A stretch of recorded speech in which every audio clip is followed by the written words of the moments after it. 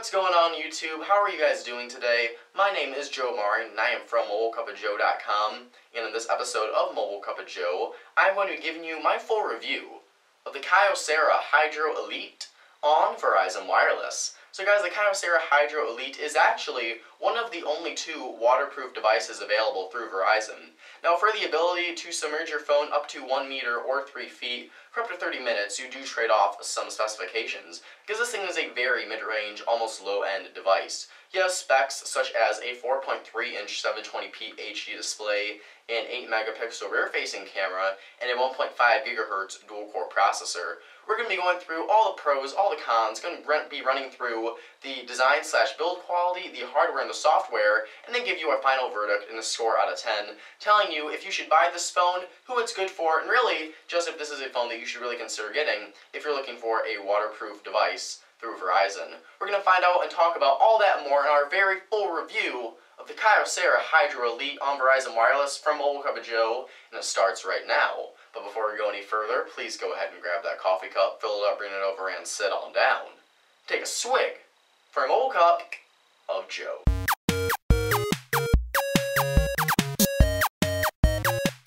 Alright, before I get too far in this video review, I want to point one thing out, that the microphone that I usually use to record this portion of the video review is not working right now, so the audio is not going to be as great as it usually is. So I do apologize for that, and hopefully we'll be able to fix it in our next video. But either way, here is our full review for the Kyocera Hydro Elite. I'd also like to give a big thank you and shout out to our friends and pals over at Verizon Wireless for sending us the Hydro Elite to review for you guys, our fans.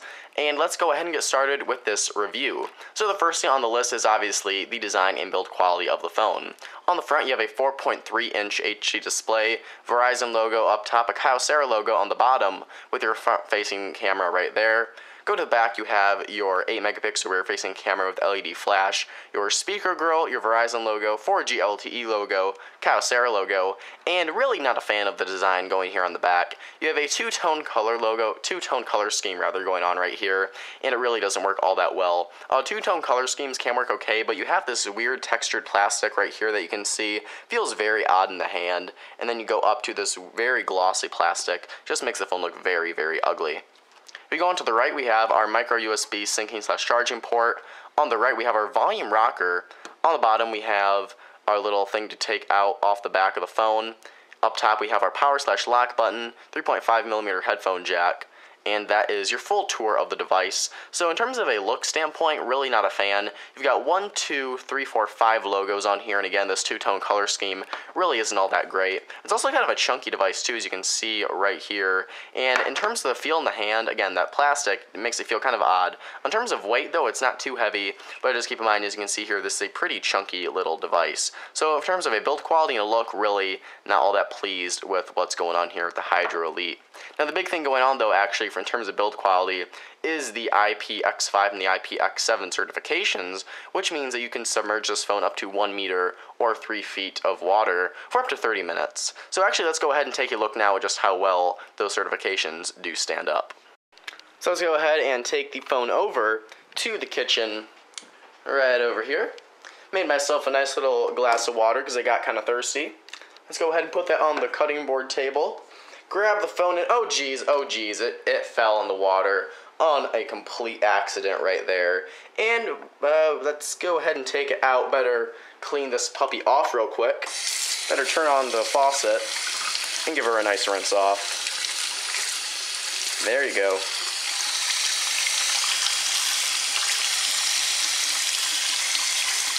Getting all wet up in there. Bring it back over, and oh geez, I dropped it in the water again. Let's go ahead and dump that out. And you can see that the phone, let's go ahead and dry it off, and we're going to go ahead and grab our towel right here.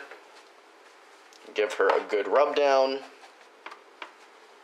Bring it over here. Common mistakes anyone can have with their smartphone.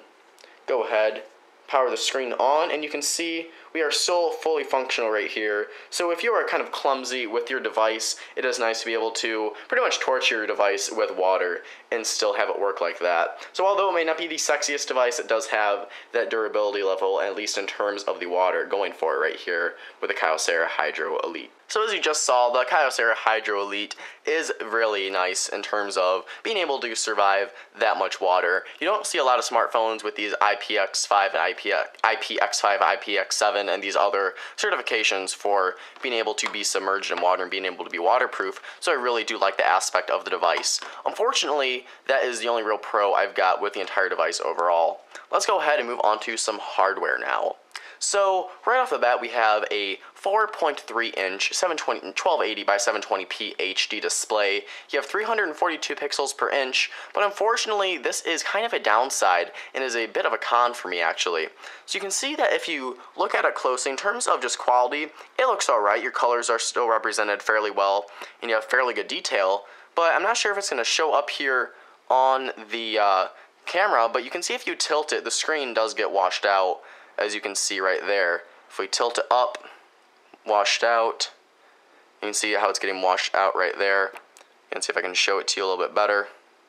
Again, you can't see it all that well here on the camera lens, but it gets very washed out very easily just by tilting it on a very slight degree. Now another con I have with the hardware is the processing speeds. In terms of processing speeds here on the Kyocera Hydro Elite, you have a 1.5 GHz dual-core Qualcomm Snapdragon S4 Plus CPU, along with 1 GB, or actually 1.5 GB of RAM. So more RAM than we usually see on these kind of mid-range devices, but in terms of the gaming performance, was very disappointed. Let's go ahead and zoom in a bit so you can kind of see the gameplay better. We'll go ahead and go to play. We'll zoom you in just a touch more. And we're going ahead on Beach Buggy Blitz, and again, not sure how well it's being represented through the camera lens, but it is not that enjoyable of an experience at all. The frame rate stutters quite frequently when you're racing through a game, kind of more graphically intense like this. The animations, not all the animations look that great. You can see that when I tilt the character's head as he's turning, it looks kind of glitchy and kind of forced. And if there's just a lot going on with the screen, it stutters horribly. As you can see, the animations, the frame rate, everything just seems to have a really hard time to keep up, which I honestly found quite disappointing, considering that we have seen the Snapdragon S4 Plus processor and the S4 Pro perform pretty good in some mid-range devices, so it was really disappointing to see it have such a slow performance here on the Hydro Elite. You can also see that just swiping through your home screens and your application drawer has a very laggy experience with it. It makes it very unenjoyable. Now, another con I had with the phone was actually the camera. You have a 1.3 megapixel front-facing camera and an 8 megapixel rear-facing camera with LED flash. Let's go ahead and look at some sample photos that I took with these shots. That's downloads, that's the raw album. So let's go ahead and take a look. This was a low light photo. Let's go ahead and turn the umbrella light off so you can see it better. Really was a fairly, it was low light, but it was not completely dark. But you would not be able to tell from this picture because it looks very pitch dark aside from the white sky right there. And the detail, it's actually very poor. You can see right here on this picture of a frog I took that I like to take for a lot of my reviews and I test out cameras. Detail just isn't there and it looks quite washed out. Not a lot of color going on here. It looks like a very cold picture. You can swipe over here, a daytime shot, and again, just a lot of very soft quality, very soft detail. This flower right here, which is extremely bright pink, actually looks very muted in terms of the colors. And you can see another shot here. Again, the colors and everything are just not represented that great here on the Hydro Elite. Another issue I had with the camera is actually the software itself. In terms of settings you can record video, you can front-facing camera, obviously you can control your flash. You have options for your very basic stuff, such as your brightness, your shutter sound, your white balance, your contrast, auto review, image stabilization, activity line, a self-timer, and a few filters you can place over it, but that's about it. So in terms of the actual software you have on here, that's lacking as well. You have lacking software and lacking quality on your camera. Really not looking so hot for the Hydro Elite right now. And while we're talking about cons, let's talk about it even more. Another big con I have with this device is actually bigger than some people. This is kind of a feature that a lot of people forget about smartphones. The call quality. This is actually probably one of the biggest factors for a smartphone, because at the end of the day, the bread and butter of a smartphone is actually the ability to send and receive phone calls, and you want them to sound good. When I made my very first call with this device, I actually called my mom. She said, "What the heck are you calling me on? This thing sounds terrible." She said there was a lot of crackling on her end, and on my end as well. She sounded very tinny, and you know how some phones, a lot of phones, for example, manufactured by Motorola, you can almost sound like the person is standing right next to you. This phone, you could tell you're talking on my phone to someone. Very tinny on my end, and like I said, for the people that I talked to a lot of the times, they said I had very crackly noise when I was calling them. They could hear some echoing on their end as well. So overall, the call quality was very disappointing here on the Hydro Elite. Another issue I have is the battery life. Let's go ahead and actually take off the back so you can see the battery for yourself. This is a removable battery, by the way, so you do have that option here. But you can see that it is a 2000 milliamp hour battery, and I was actually not all that impressed with. No, I'm sorry, that's a 2100 milliamp hour battery. I got my milliamp hours mixed up there. So 2100 milliamp hour battery, and I'm going to go ahead and show you a screenshot that I took of the device as I was using it.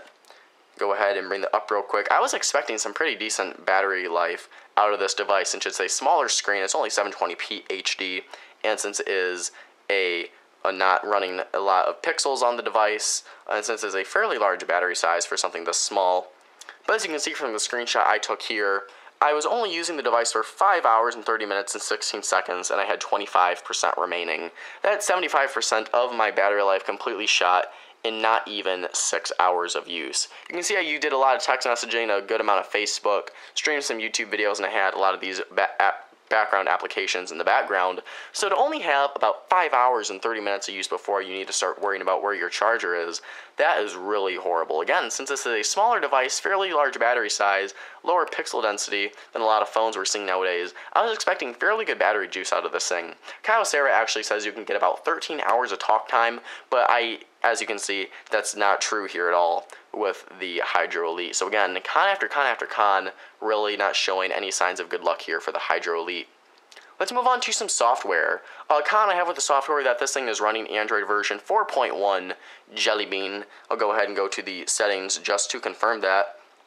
Android version 4.1.2 Jelly Bean. While it is nice to have Jables on here, it is disappointing when you think about it, because 4.2 is pretty much mass release now. 4.3 is making its way out, and Android version 4.4 KitKat has recently been announced, waiting for more details on that, hopefully in October. But since 4.4 is now the latest version announced, this is about 3 iterations of Android behind. In knowing Kyocera, they have not been that great about updating their Android devices to newer firmware, and since this thing was released with 4.1 when 4.3 was already available, really not looking so great on the hardware side. You don't have the quick settings like you do on 4.2, you don't have the lock screen widgets, missing a lot of features that you come to love in 4.2 and 4.3 Android. Another issue I have is the user interface that Kyocera layers over the device. You can see that this is very heavily customized, and I think a lot of that customization lends over to the lagginess and the performance of swiping through your home screens in your app drawer. Swipe down from the top, you do have some notifications Kyocera has added here. You have GPS, Bluetooth, your sound, NFC, and eco mode. But one thing irks me so bad that a lot of manufacturers do with their skin, this persistent Wi-Fi notification that will be there even if your Wi-Fi is turned off. Swiping down from, sorry, and a hiccup there, something yawn. The Wi-Fi notification will always be present here, even if it's off. So you swipe down, you've got this very, very large Wi-Fi thing in your notification bar that just does not move. So you have a fairly good portion of stuff already taken up in your notification drawer. So really not a fan of how Kyocera used their kind of quick settings here on the Hydro Elite and with their user interface. In terms of preloaded applications, you have quite a bit too. You've got Amazon, Amazon Kindle, Amazon MP3, Amex Serve, App Store, Audible, Battery. You've got Caller Name ID, Dixum Player, whatever that is, Eco Mode. Is Facebook Facebook is a pre-installed application on there. A File Manager, G Plus Photos, Games, which is not Google Play Games. This is a separate games application that Kyocera put on their phone right here. You've also got, what else is pre-installed? Mobile Hotspot, My Verizon Mobile, NFL Mobile, You have got Setup Wizard, Polaris Office 4.0, Slacker Radio. You have Sound Recorder, Verizon Tones, Verizon Calling, Viewdini, Voicemail, VZ Navigator, VZ Security, Weather. The list goes on and on. There is a ton of preloaded bloatware on this device, and none of it is removable, so that really does cut down on the internal storage you have on this baby. So now on to my final verdict of the device right here. One of the pros for the final verdicts is actually that it's very cheap. This thing is currently selling for $49.99 with a new tier contract on Verizon Wireless, and for that price, this is a very cheap product. However, when you consider that the Droid DNA is also available for $50 with a new tier contract, which we reviewed and gave a 9 out of 10, really is make it hard to recommend a purchase of the Kyocera Hydro Elite. So with all of my pros and cons laid out, I ended up giving the Kyocera Hydro Elite a 2 out of 10. Really had a lot of issues with this. You can see my listed cons right here on the screen. A lot of issues. Really would recommend staying away from this phone. Although it is one of the few waterproof devices available on Verizon, the sacrifices you make to be able to submerge it in water really don't weigh out the cons. So thank you guys so much for watching this episode of Mobile Cup of Joe. If you liked the video, please go ahead and hit the like button if you liked it. It takes 1 second to do so, and it really does help support the show. And if you want to show your support towards the show even more, I would really appreciate it if you go ahead and hit the subscribe button for more Mobile Cup of Joe videos. Guys, Mobile Cup of Joe, we're on YouTube, we're on Facebook, we're on Twitter, and make sure you head on over to our website at www.mobilecupofjoe.com for the latest in technology news, reviews, giveaways, and more. Also know that we did change our video style format here a little bit. If you like the recent changes, please leave your thoughts about it in the comments below.